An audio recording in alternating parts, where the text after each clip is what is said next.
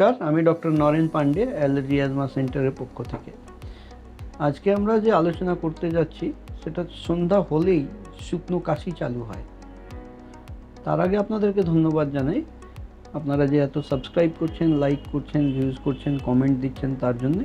এবং অ্যালার্জি সম্পর্কিত আরও কিছু যদি জানার প্রয়োজন থাকে তাহলে নিচে কমেন্ট সেকশনের আপনারা যদি কমেন্ট করেন তাহলে পরবর্তী অনুষ্ঠানে আমি আপনাদের এই সমস্যার নিয়ে আমি আলোচনা করতে পারি।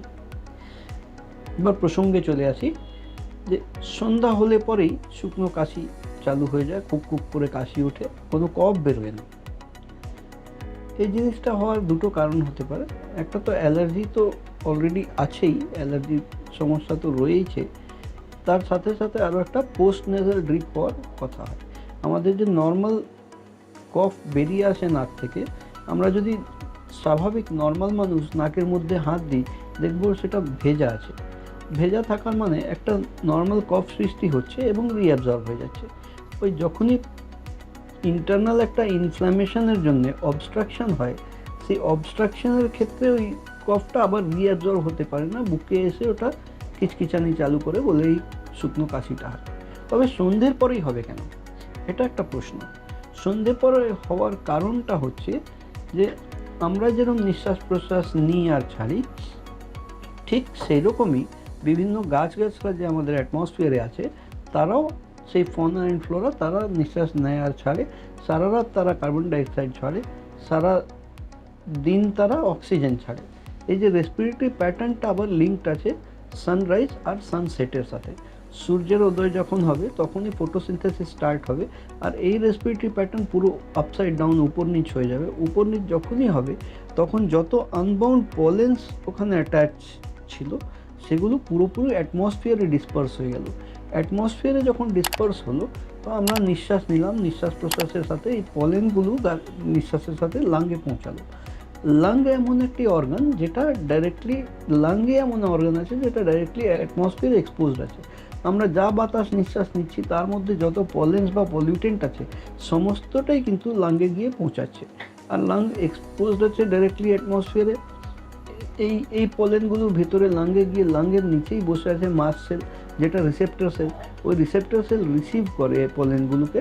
আর যখনই এই পেশেন্টরা হাইপার সেন্সিটিভ হয়, যখনই এই পেশেন্টরা ওই কোনো পলেনের এগেনস্টে তার বডি রিয়্যাক্ট করে, তার বডি তাকে সহ্য করতে পারে না, তখনই একটা হাইপার সেন্সিটিভ রিয়াকশান দিয়ে এই ইচিং চালু করে লাঙ্গের মধ্যে থ্রোটের মধ্যে, গলার ভেতরটায়, এই শ্বাসনালীর মধ্যে একটা ইচিং মতন অস্বস্তি ভাব তৈরি করে। ইচিং যখনই হবে তখনই শুকনো কাশি চালু হয়ে গেল। এখানে আমাদের প্রয়োজন আছে খুঁটিয়ে খুঁটিয়ে বার করে খুঁজে দেখা যে কারা কারা আমার লাঙ্গের ভেতরে গিয়ে, রেসপিরেটরি ট্র্যাক্টে গিয়ে, নিঃশ্বাস প্রণালীর ভেতরে গিয়ে ইন্টারঅ্যাক্ট করছে, রিয়্যাক্ট করছে এবং আমার বডিতে সেটা সহ্য হচ্ছে না, তাদেরকে খুঁজে বার করা। টেম্পোরারি হিসাবে যা প্রয়োজন আছে চিকিৎসা দিয়ে কাশি বন্ধ করাতে হয়। ইন দ্য মিন টাইম যদি অ্যালার্জি পরীক্ষা করে নেন, করে নিয়ে তার যেটা পজিটিভ বেরোলো, যেটা দিয়ে আমার ক্ষতি হচ্ছে, অসুবিধা হচ্ছে, তার এগেনস্টে একটা স্পেসিফিক ভ্যাকসিন তৈরি করে দেওয়া। সেই ভ্যাকসিন দিলে আস্তে আস্তে বডির মধ্যে যখনই ইমিউনিটি গ্রো করে যাবে, এই চিকিৎসাটাকে বলা হয় ইমিউনোথেরাপি। ইমিউনোথেরাপি করলে যখনই আস্তে আস্তে ইমিউনিটি বডিতে গ্রো হয়ে যাবে তখনই এই অ্যাকসেপ্টেবিলিটি অনেকটা বেড়ে যাবে, তখন আর এত সমস্যা হবে না এবং নর্মাল জীবনযাপন করা যাবে। এই শুকনো কাশি কুক করে রাত্রে সন্ধ্যার পরে গিয়ে আর্লি মর্নিং, এটা একটা শুধু এটাও হতে পারে। অনেক লোকের মধ্যে এটার সাথে সাথে আবার হাঁচিও চালু হয়ে যায়। কিছু লোকের ক্ষেত্রে এই কাশি হতে হতে, হাঁচি হতে হতে নিঃশ্বাসের কষ্টটাও চলে আসতে পারে। কিন্তু সবকটার পিছনে বীজটা হচ্ছে অ্যালার্জিটা পেছনে ঢেকে আছে, কিন্তু এগুলো মুখোশ, এগুলো সিমটম, এই জিনিসগুলো কষ্ট দেয়।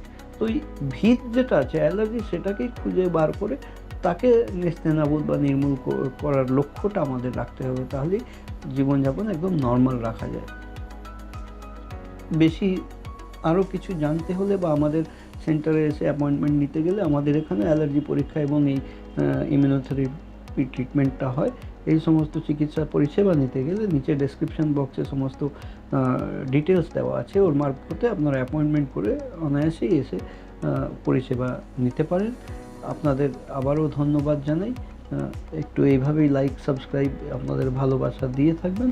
আর সাবস্ক্রাইব বোতাম টিপে যদি ঘন্টার উপরে অল টিপে দেন, তাহলে সবথেকে প্রথমে আপনিই পাবেন আমার পরবর্তী অনুষ্ঠানগুলোর নোটিফিকেশান, আর আপডেটেড হতে পারেন। আপনি যদি শেয়ার করেন, তাহলে আপনার পরিচিত যতজন আছে তারাও কিন্তু ওয়াকিবহল হতে পারবে এই সমস্ত নলেজ সেশন থেকে। এই বলেই আজকের মতন বিদায় নিলাম। আমি doctor Naren Pandey, allergy asthma সেন্টারের পক্ষ থেকে।